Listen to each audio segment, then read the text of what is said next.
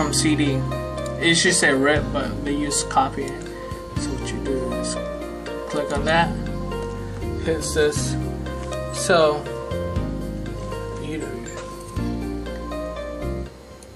let's say that you wanna, I'm just gonna do only one, so you check this, oops, it automatically does it, so you wanna stop before, so you just say you wanna do just one. So you click on the first one, I was checking everything. You check the tracks that you wanna rip from the CD into the computer. So now after you do one, hit copy music. Copy that, it's copying.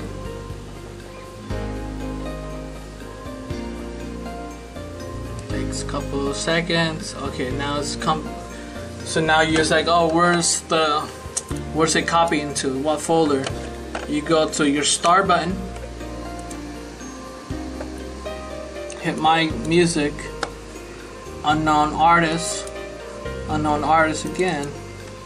And then you pretty much just look for the recent date. You can see. Oh, 8/8 right here. So you click on it. See, now you have right here. So let's say, okay, so we're using this folder. So you have to, after you find it in that folder, open the fall 2012 folder. Open your folder basically, and just drag that track into there. And always make sure you're doing it every time you rip music off. Or let's say this is your flash drive, and the same thing. Always make sure you're dragging your beats over to your folder, because if you don't do it and you take your flash drive and it's only in your flash drive, once you open your project, it's gonna be considered missing because it's because you didn't save it into your folder. So you also want to do that. Same thing with your audio from the CD. Always make sure you rip it and make sure you put in that, because it's not gonna consider missing. It's gonna be hard for you to find where's the music at.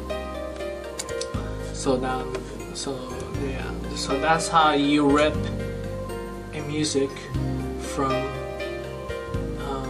a CD.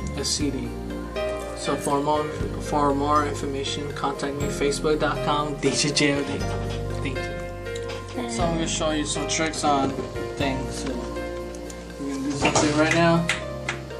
Just do some snapping. Okay.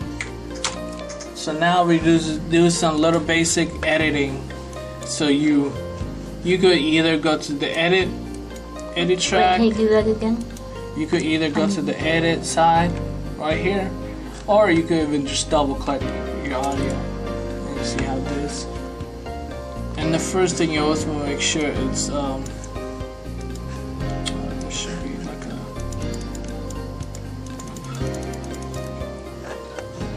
like look for things. It's either in the end or the beginning. Hit File, Effects, go to your rotation, take a noise reduction. This takes out like the extra sounds that you don't need. See how it's done? You should always lower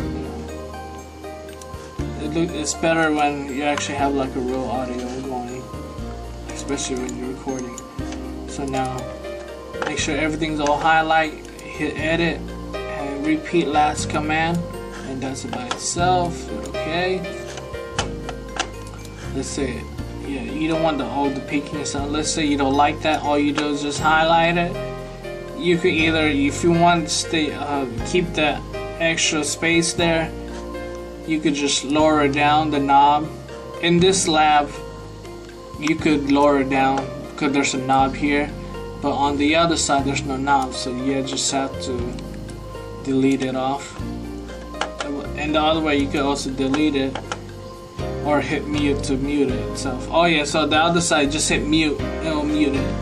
Or you could cut it and cut that down. So let's do this. Let's say you don't even want the beginning, just cut it. Boom. Let's say this is the part you want to use, but you want to edit. this is the basic editing. Hit normalize. Oh, you want to normalize everything. Hit normalize process. It's on the amplitude and compression. So normalize process. You also make sure it's 80 and 100.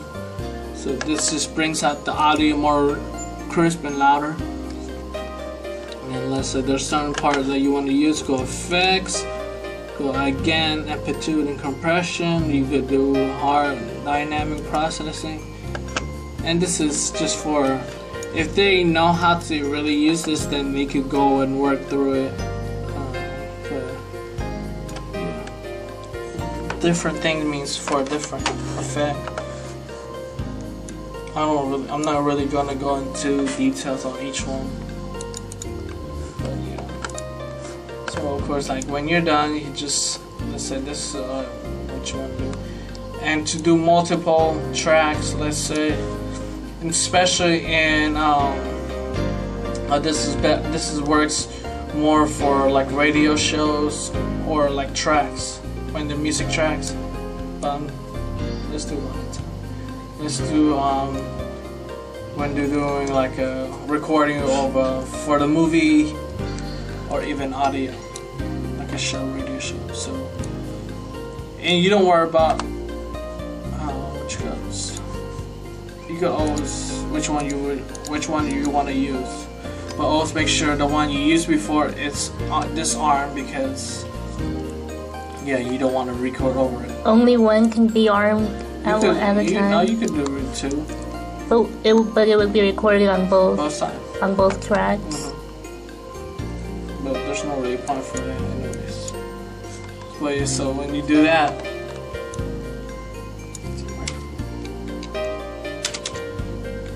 okay. So we got that. Okay, so let's say you want to record after this. Okay, so now you got this again. So see how we got this again. So now, okay, I want to continue. Oops, like you forgot. This is pretty much like when you're making your shows. Like, oh, you don't know what else to say, so you took a break. You pause it. Okay. And then you could rearm it again. The first track. You want to go back and forth. If you want to, you can do that. It's easier than keep on going on a new track every time. So you can listen. Yeah, you can listen. Okay, I want that. So now again, continue again. So okay, so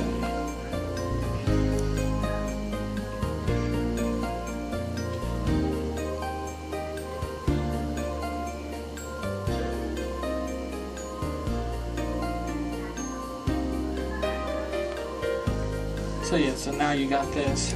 So now you just keep on going back and forth. And you could always take out the editing, like so you don't even need that part. So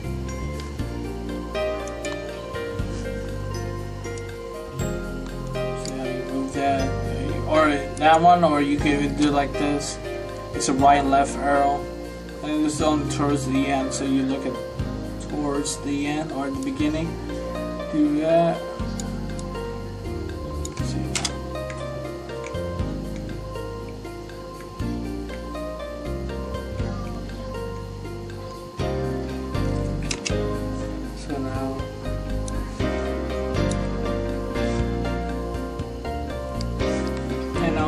When you're making music, the first track I always put the instrumental. So let's say this instrumental, all three of them, just line it up. So now, of course, this one, same thing, recorded, blah blah blah, blah blah blah, blah blah blah, blah blah blah, blah blah blah. Okay, and we just go again, second, third, fourth, the good stuff. Else, contact me, facebook.com, DJJ.